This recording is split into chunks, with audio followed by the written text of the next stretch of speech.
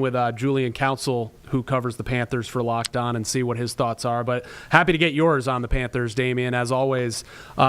Pick number 8. I mean, you talk about Abdul Carter starting to creep down to 4 or 5, like trade up. I mean, the Panthers don't seem like a likely trade up candidate, but if there's a guy that's falling into that range that they don't think will come back to them, do you think they have the capacity to make that move? I think they should definitely consider it, right? Because I think with Abdul Carter, you're getting a guy with the elite first step quickness, elite bend, and turning and cornering around the outside shoulder of tackles. A guy that has the ability to work the inside counters and everything. And I like, this is a guy who's only played edge rusher in college one full season. This is just a tip of the iceberg for him. And I think this is a guy that can come in and be a 10 sack a season. As a rookie, come in and get 10 sacks as that go-to guy, that go-to edge rusher, especially with the reinforcements on the interior defensive line to help stop the run. Bobby Brown getting back, Derek Brown as well.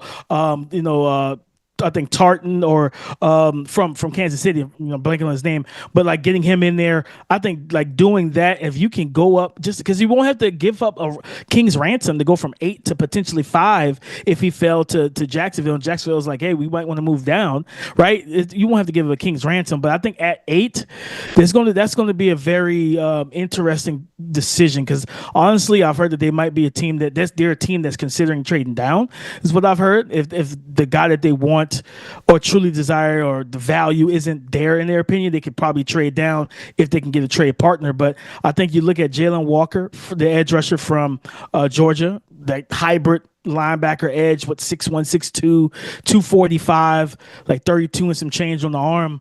This guy, I call him the Tasmanian Devil. He's physical, got a good get off.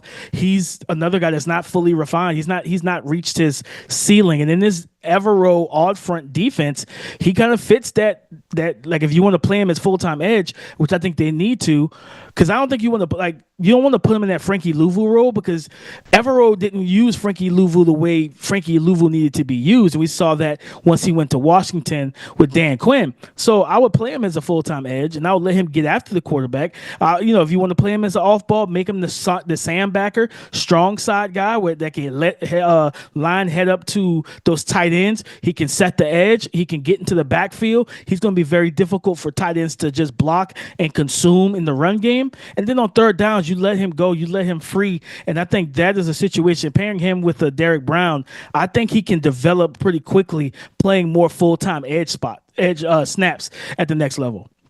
Yeah, definitely need to get after somebody that can get after the quarterback, and obviously somebody that can stop the run, but Walker would absolutely improve that. So, Damian, I don't know if you follow like Panthers Twitter, but it's been a journey for them with Jalon Walker, right? It's like first after they realized, no, we're not going to get Abdul Carter.